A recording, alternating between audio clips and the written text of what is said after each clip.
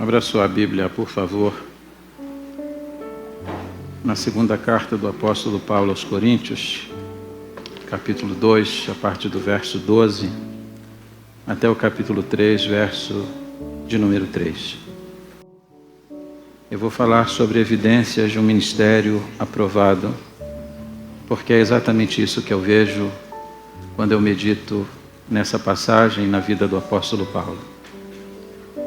2 Coríntios 2, a partir do verso 12, diz assim: Ora, quando cheguei a Troade para pregar o Evangelho de Cristo, e uma porta se me abriu no Senhor, não tive, contudo, tranquilidade no meu espírito, porque não encontrei o meu irmão Tito. Por isso, despedindo-me deles, parti para a Macedônia. Graças, porém, a Deus, que em Cristo sempre nos conduz em triunfo, e por meio de nós manifesta em todo lugar a fragrância do seu conhecimento. Porque nós somos para com Deus o bom perfume de Cristo, tanto nos que são salvos como nos que se perdem. Para com este cheiro de morte para a morte, para com aqueles aroma de vida para a vida. Quem, porém, é suficiente para estas coisas?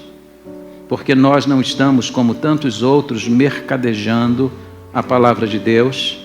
Antes, em Cristo é que vos falamos na presença de Deus, com sinceridade da parte do próprio Deus. Começamos, porventura, outra vez a recomendar-nos a nós mesmos? Ou temos necessidade, como alguns, de cartas de recomendação para vós, outros ou de vós?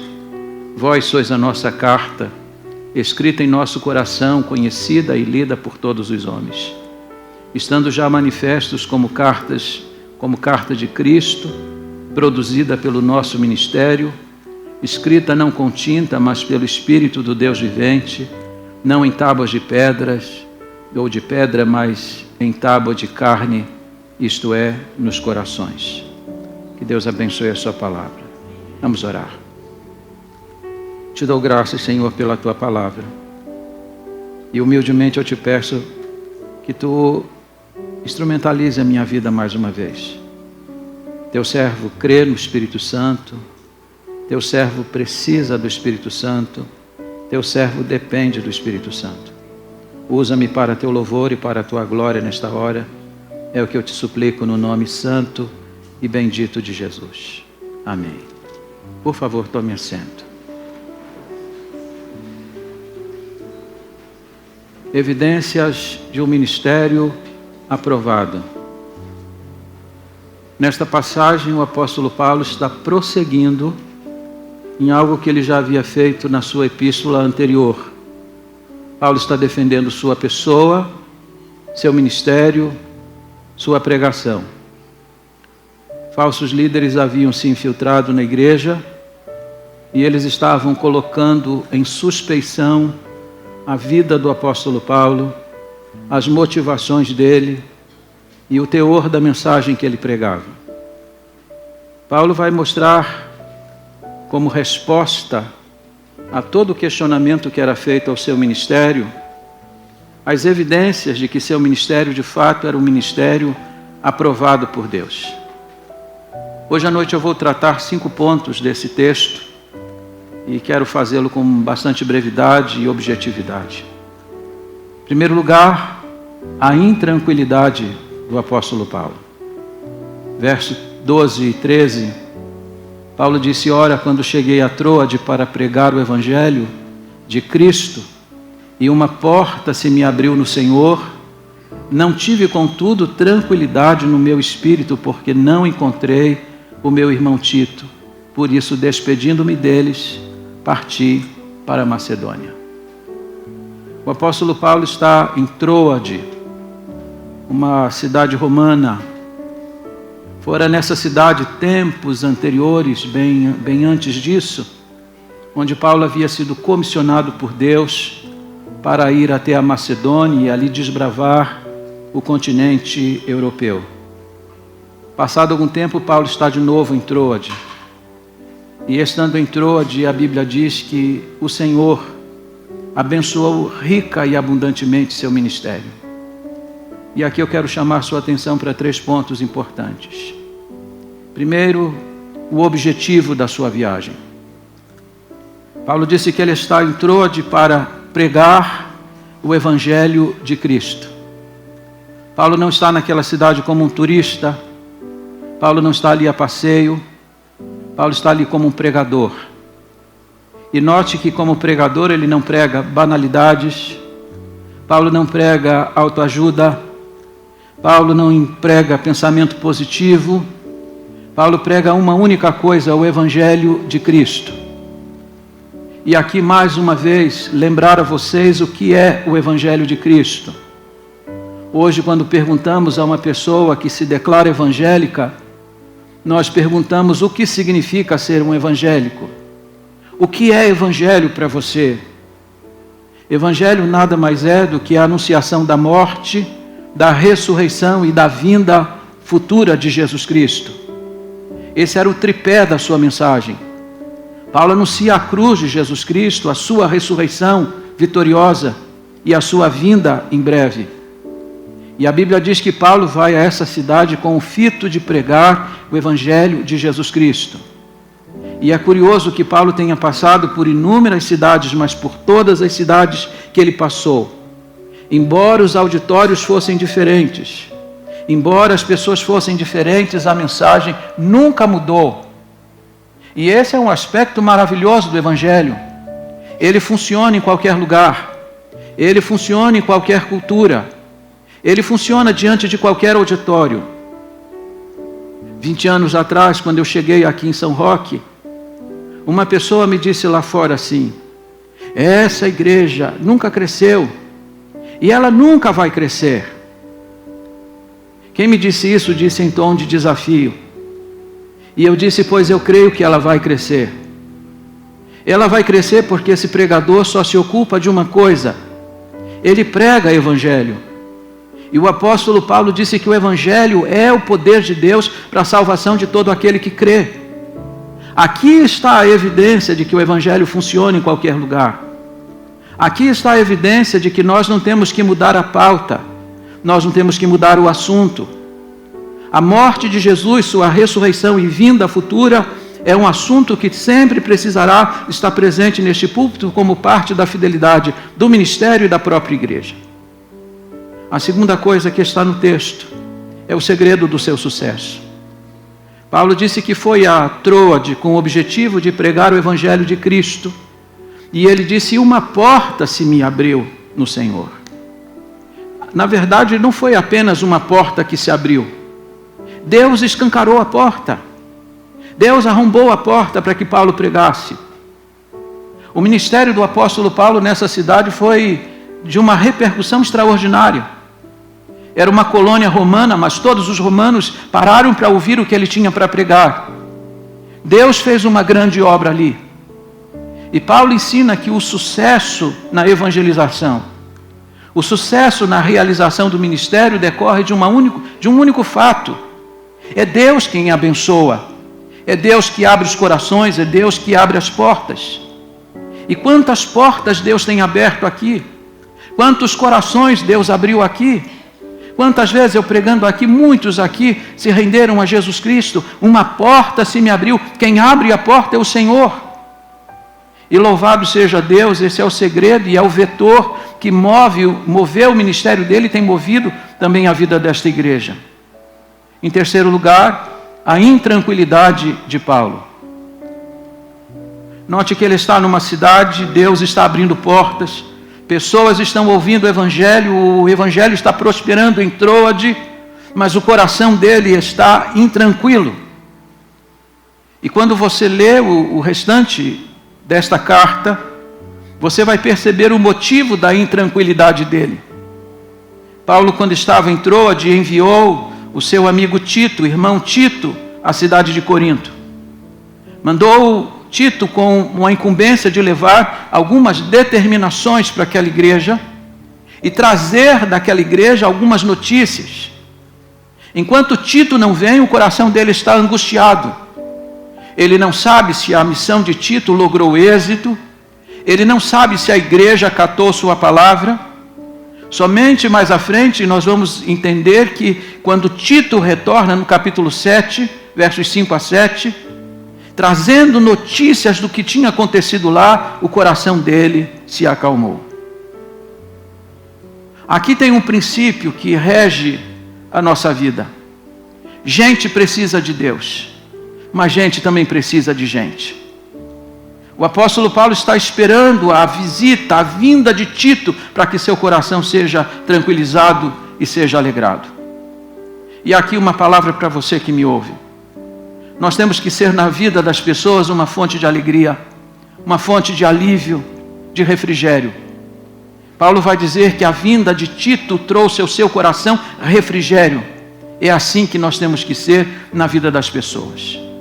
Segundo lugar, a gratidão de Paulo, verso 14. Graças, porém, a Deus, que em Cristo sempre nos conduz em triunfo, e por meio de nós manifesta em todo lugar a fragrância do seu conhecimento. Observe que assim como na música nós temos algumas variações, parece que Paulo faz aqui uma variação importante. Ele muda o foco. Se nos versos anteriores ele está tratando da intranquilidade do seu coração, da angústia do seu espírito, a partir do verso 14 ele manifesta gratidão a Deus. Isso é importante na vida da gente também. Existem horas em que a gente precisa mudar o foco. Às vezes a gente está pensando algumas coisas muito tristes e a gente precisa parar e voltar o pensamento numa outra direção. Como aquela menina que estava assim debruçada na janela de casa, triste, chorosa, enquanto o avô no quintal está enterrando o seu cachorrinho. E ela chora ali debruçada, e o avô então para o que está fazendo, olha para ela na janela e diz: minha filha, vá olhar por outra janela. Às vezes a gente precisa mudar o foco. Veja que o apóstolo Paulo faz uma mudança diametralmente aqui no texto. De um espírito angustiado para um coração agradecido. E note que ele está agradecendo mesmo no meio de uma adversidade. Seu coração que estava intranquilo há pouco. Esse é o segredo de uma vida vitoriosa. Paulo está agradecendo a Deus. E ele tem dois motivos principais para agradecer ao Senhor. Ele disse: graças a Deus que em Cristo Jesus sempre nos conduz em triunfo. E aqui duas verdades. Primeiro, a origem do triunfo. Graças, porém, a quem? Graças, porém, a quem? A Deus. Sabe quem dá a vitória? Deus. Sabe quem concedeu triunfo para o apóstolo Paulo no seu ministério? Deus. O segredo não estava na sua capacidade, na sua inteligência, no seu esforço, em nada disso. Paulo garante que foi Deus que o conduziu em triunfo a partir da pessoa de Jesus Cristo. Não são os nossos métodos, não é o trabalho de marketing que é feito, não é o aparato econômico, nada disso. É a bênção do Senhor que faz o ministério funcionar e ter sucesso. Graças, porém, a Deus. A origem de tudo está no Senhor. Como disse há poucas semanas atrás, num sermão dominical pela manhã, se fizermos alguma coisa e não foi boa, diga: fui eu que fiz. Mas se fizermos alguma coisa muito boa, diga: foi o Senhor que fez. O segredo de todo sucesso está em Deus. E Paulo disse: graças a Deus. Foi Deus que me concedeu a vitória, foi Deus que me concedeu o triunfo. Não foi minha capacidade, não foi minha inteligência, não foi a minha articulação. Segundo lugar, a constância do triunfo. Graças, porém, a Deus, que sempre nos conduz em triunfo. Não de vez em quando, não de maneira alternada, não de forma esporádica, mas sempre. Note que o apóstolo Paulo usa duas palavras. Um verbo no presente do indicativo, ele conduz, ele me conduz. Mas ele vai acrescentar um advérbio, sempre, dando a ideia de que Deus estava sempre trabalhando, Deus estava sempre sustentando, Deus estava sempre com ele no seu ministério. Eu estou há quase 36 anos no ministério. Acabo de completar 44 anos de pregação. Mas sempre o Senhor, louvado seja o nome dEle, até o dia que Ele quiser. Enquanto Ele me der fôlego, eu quero estar pregando a palavra dEle. Sempre me conduz em triunfo. Mas não pense da forma como pensam muitos triunfalistas. Quando Paulo disse Deus sempre me conduz em triunfo, ele não está ignorando as dificuldades que ele teve no ministério. Se houve alguém neste mundo que soube o que era sofrer, foi o apóstolo Paulo. Foi preso, foi açoitado, experimentou naufrágio, inúmeras prisões por onde ele passou, foi picado por uma serpente, foi acusado de impostor em Corinto, foi acusado de ser um tagarela em Atenas. Paulo experimentou muitos sofrimentos. Nas prisões ele disse, eu experimentei o frio, eu experimentei as necessidades. Quantas dificuldades, mas apesar disso, ele disse, Deus sempre me conduz em triunfo. Por quê? Em Filipenses capítulo 1, versículo 12, Paulo disse, porque as coisas que me aconteceram contribuíram para o progresso do Evangelho. As igrejas foram fortalecidas pelo testemunho de sua vida, porque mesmo quando ele passava por algum sofrimento, os irmãos eram encorajados, porque Paulo estava sempre avançando na tarefa de pregar o Evangelho. Então ele disse, Deus está sempre comigo, Ele é a razão de tudo isso. Terceiro lugar, a influência de Paulo. Verso 14, a segunda parte dele até o início do verso 16. E por meio de nós manifesta em todo lugar a fragrância do conhecimento, do seu conhecimento. Porque nós somos para com Deus o bom perfume de Cristo, tanto nos que são salvos como nos que se perdem. Para com este cheiro de morte para a morte, para com aqueles aroma de vida para a vida. Paulo está usando uma palavra no grego, osmé, para falar sobre perfume. Paulo disse que o Evangelho é como um perfume.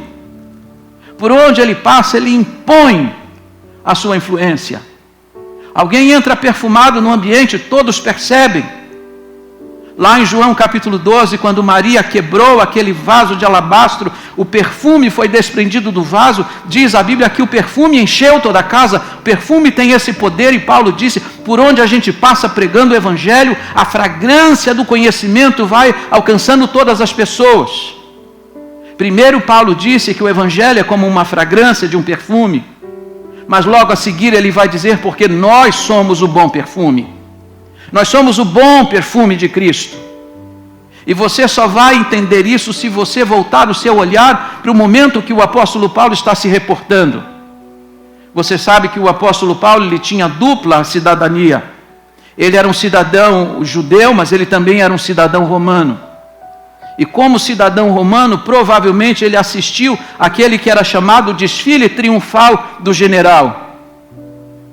Quando o exército romano ele voltava de uma guerra, de uma investida militar, depois de haver assassinado pelo menos 5.000 pessoas e depois de ter anexado o território inimigo, Roma preparava uma grande homenagem, sobretudo para o general que havia comandado aquele exército.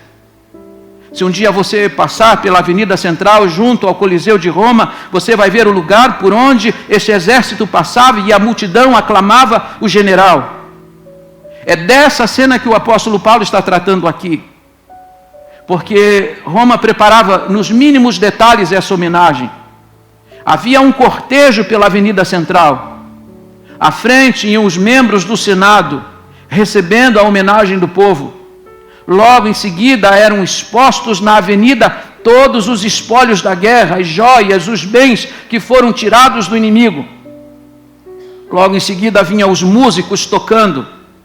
Depois deles vinham os sacerdotes com os seus incensários e eles iam passando e espalhando aquele perfume na avenida.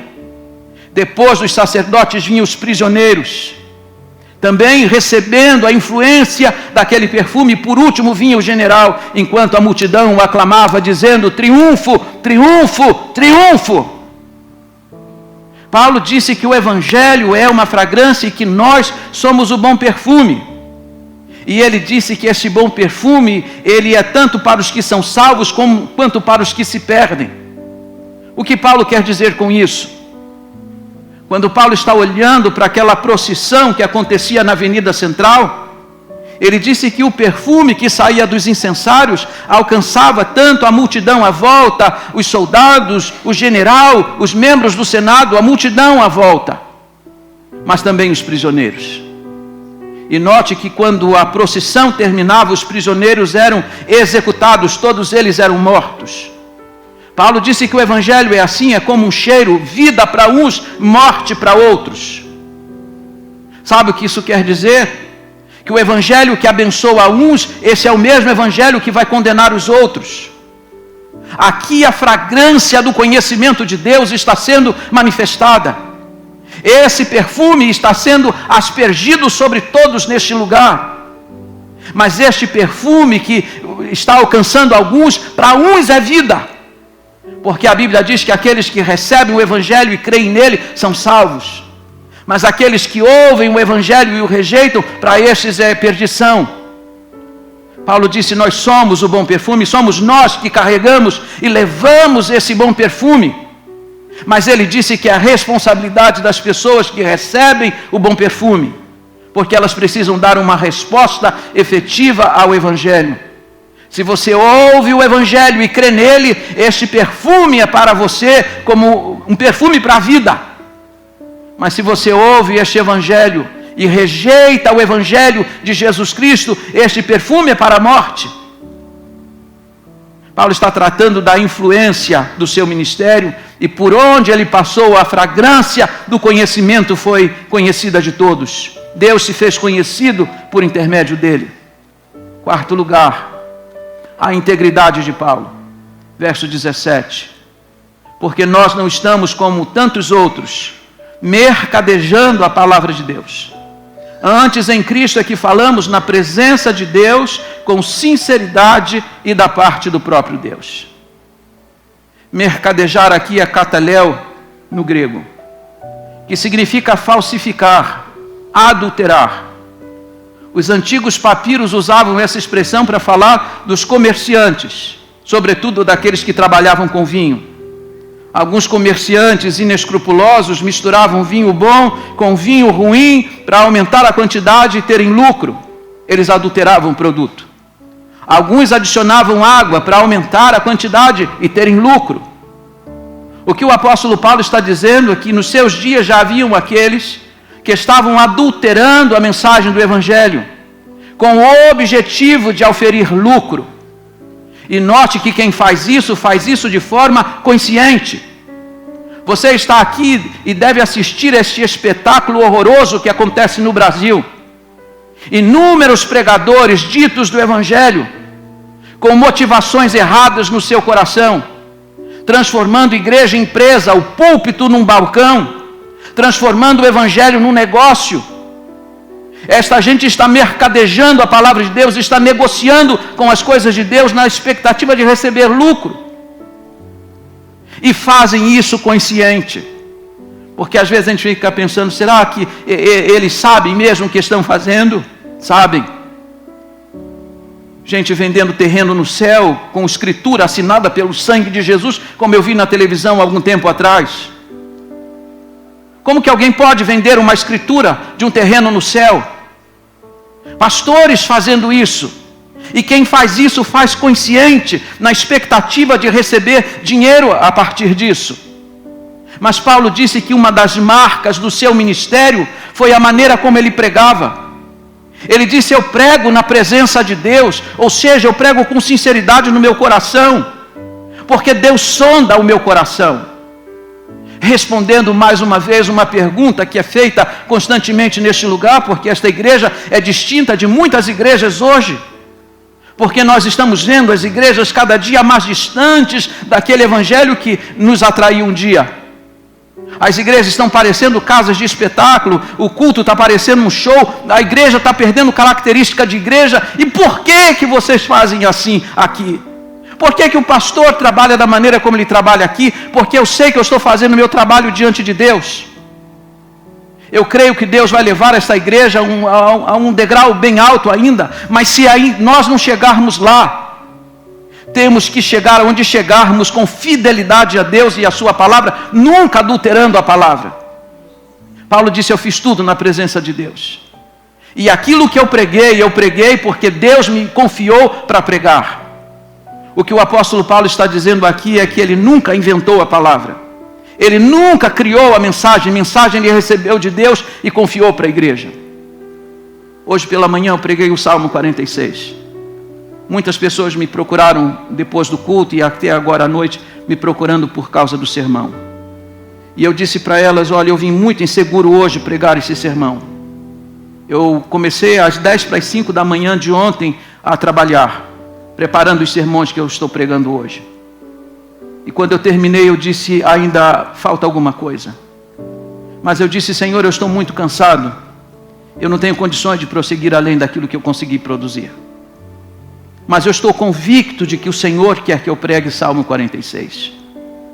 Então eu disse para alguns irmãos aqui, que a dificuldade para um pregador, sobretudo para alguém que tem quase ou mais de 4 décadas de pregação, não é preparar um sermão. A dificuldade é saber o que Deus quer falar para a igreja. Porque a mensagem não procede do pastor, a mensagem procede do Senhor para o coração de vocês. E Paulo disse, todas as vezes que eu prego aquilo que Deus me confiou. E aí o resultado certamente é garantido. Vamos para o 5º ponto, e eu vou terminar. A defesa de Paulo. Paulo está sendo acusado na cidade de Corinto de não ser um apóstolo de verdade, dele ser um falso apóstolo, por uma razão muito simples. Paulo tinha vindo de Jerusalém, mas não trazia por parte da igreja uma carta de recomendação. Note que as cartas de recomendação existem até hoje. Algumas pessoas que chegaram aqui, são membros dessa igreja hoje, chegaram com uma carta de recomendação da igreja de onde saíram. A igreja dizendo, olha, podem receber este irmão, esta irmã, tem tido um comportamento extraordinário entre nós, é um grande líder, isso e aquilo. Então a igreja fica tranquilo para receber, porque existe uma carta de recomendação. Mas disseram que Paulo não trazia uma carta de Jerusalém, da igreja de Jerusalém, e portanto ele não deve ser quem ele de fato diz que é. Ele deve ser um falso apóstolo, ele se autodenominou apóstolo. Qual a resposta que o apóstolo Paulo vai dar a essa gente? A maior evidência que um pastor pode dar. Ele disse, vocês são a minha carta. Se você tiver a oportunidade, volta para a primeira carta comigo, capítulo 6, versículos 9 a 11. Eu já vou terminar. 1 Coríntios 6, versos 9 a 11, Paulo disse assim, ou não sabeis que os injustos não herdarão o reino de Deus. Não herdarão o reino de Deus? Não vos enganeis, nem impuros, nem idólatras, nem adúlteros, nem efeminados, nem sodomitas, nem ladrões, nem avarentos, nem bêbados, nem maldizentes, nem roubadores herdarão o reino de Deus. E agora presta atenção no verso 11. Tais fostes alguns de vós, mas vós vos lavastes, mas vós fostes santificados, mas fostes justificados em o nome do Senhor Jesus Cristo e no Espírito de Deus. Ladrões, alguns de vocês eram. Beberrões, muitos de vocês eram. Maldizentes, muitos de vocês eram. Sodomitas, muitos de vocês eram. E vocês sabem que essa gente não vai herdar o reino de Deus, mas vocês foram alcançados. Vocês foram lavados, vocês foram justificados no nome de Jesus Cristo. O que o apóstolo Paulo está dizendo, que a maior evidência que ele podia dar de ser um verdadeiro pastor, é que ele tinha pregado o evangelho de Jesus Cristo e as vidas tinham sido transformadas. Ele disse, eu não trago uma carta física nas minhas mãos de uma igreja, mas eu posso apresentar muitas vidas que foram alcançadas neste ministério, e vocês são a minha carta de recomendação. As vidas são a maior evidência de que o apóstolo Paulo podia dar de que de fato ele era um pastor genuíno. Paulo disse: vocês são a nossa carta, escrita em nosso coração, conhecida por todos os homens. E para eu terminar, eu queria dizer 5 coisas sobre isso. Primeiro, o remetente da carta. Paulo disse que nós, os crentes, nós somos a carta de Cristo. Não para Cristo, mas de Cristo. Nós somos a carta que vai ser lida por todos os homens. Muita gente, talvez aqui, nunca tenha lido a Bíblia. Mas muita gente aqui está lendo a sua vida e a minha vida. Nós somos a carta que o mundo vai ler. Nós somos a carta de Cristo para o mundo. O mundo vê Jesus Cristo através da nossa vida.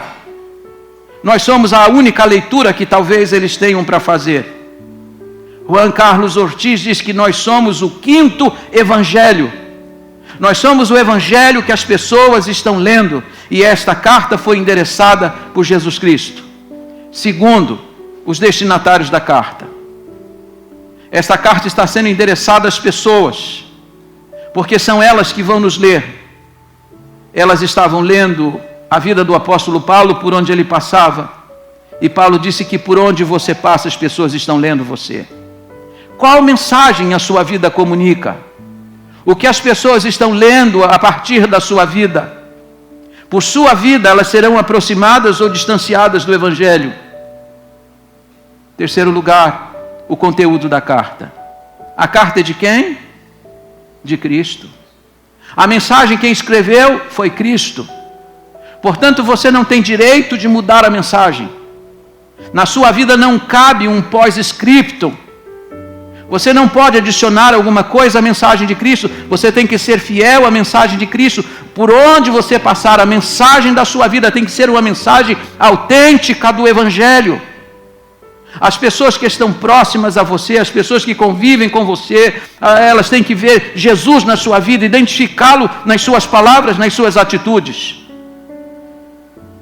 Quarto, o efeito da carta. Hoje a gente já nem recebe mais carta, né? Daqui a pouco vai acabar o correio. Vocês só querem saber do WhatsApp? Mas aquele pessoal antigo que ficava naquela expectativa do correio passar e trazer uma carta, quantas vezes eu esperei por uma carta?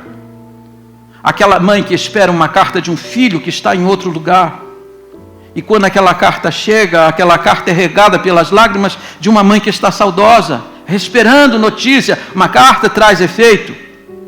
Aquela moça que foi pedida em casamento e está esperando algumas notícias do noivo que foi preparar alguma coisa e ela está ali na expectativa de receber notícias.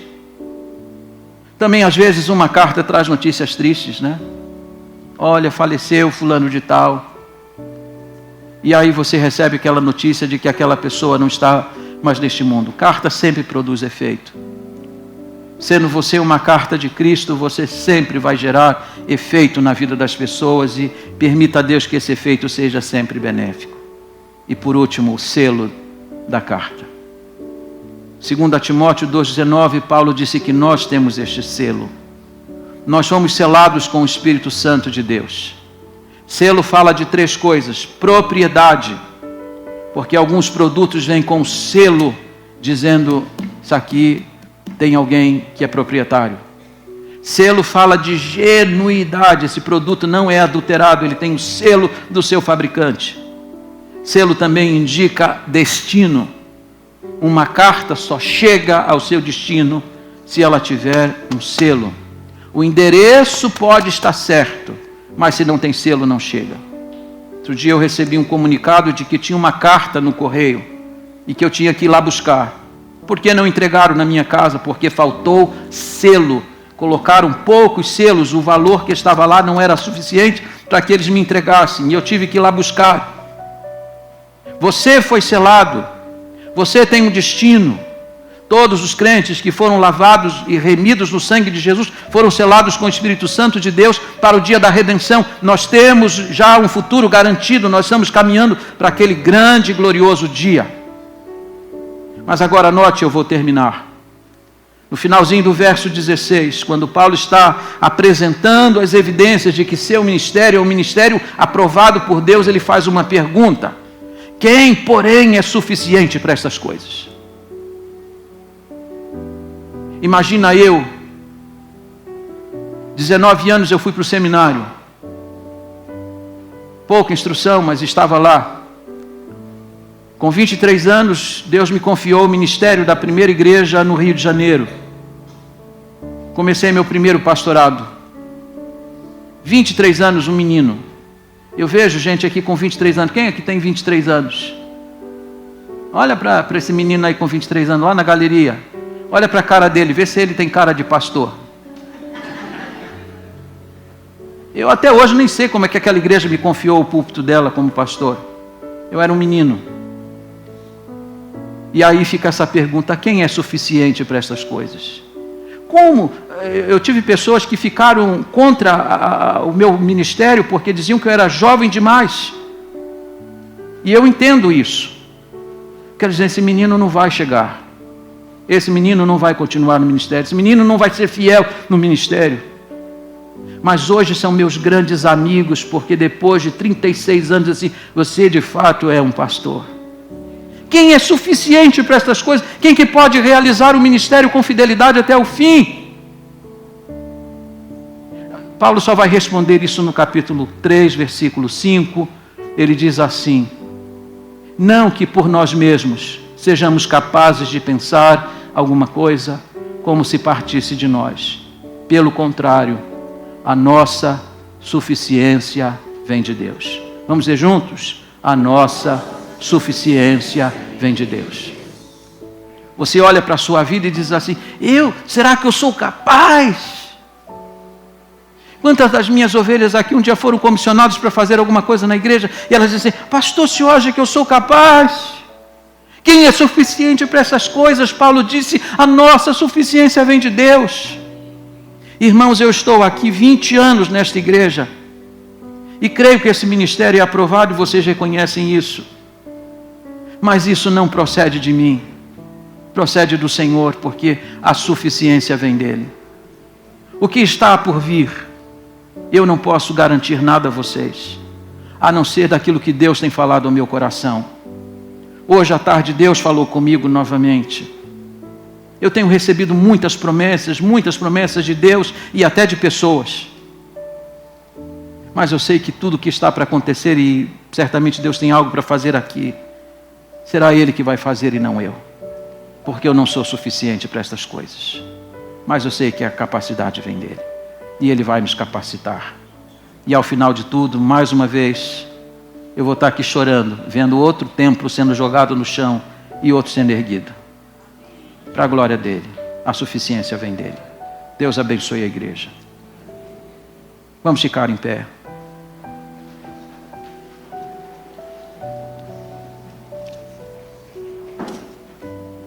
Vou chamar o Mauro para ele vir aqui orar. O Mauro está comigo aqui há 20 anos, me aturando também. Não sei quanto tempo você vai me aturar mais, mas se prepare, porque ainda tem muita coisa para acontecer aqui. Queria que o irmão agradecesse a Deus, me ajudasse agradecendo a Deus por esse tempo aqui. Deus, nosso Pai, nós te agradecemos, ó Pai Santo, por estarmos aqui reunidos na Tua casa. Te agradecemos por ter colocado o pastor Glauco aqui com o ministério dele aqui nessa igreja. E queremos te pedir por essa vida. Abençoa grandemente ele, ó Pai Santo. Que todos os sonhos que ele tem e tudo que tem colocado no coração dele possa ser realizado de acordo com a Tua santa vontade. Amém. Que nós juntos possamos estar trabalhando para que a Tua obra possa permanecer sempre de acordo com a Tua santa vontade, Senhor. Amém. Fica com cada irmão aqui presente. Que cada um possa estar trabalhando, contribuindo para que a Tua casa possa estar sendo levada a todos aqueles que não te conhecem. Amém. Fica, Senhor Deus, com esse culto e fica com cada um que participou dele. Nós possamos estar ouvindo essa palavra que foi transmitida aqui e que possamos estar praticando ela em nossas vidas durante a semana que está se iniciando. Obrigado, Senhor Deus, por tudo. Eu te agradeço. Em nome do seu Filho amado Jesus Cristo. Amém, Senhor.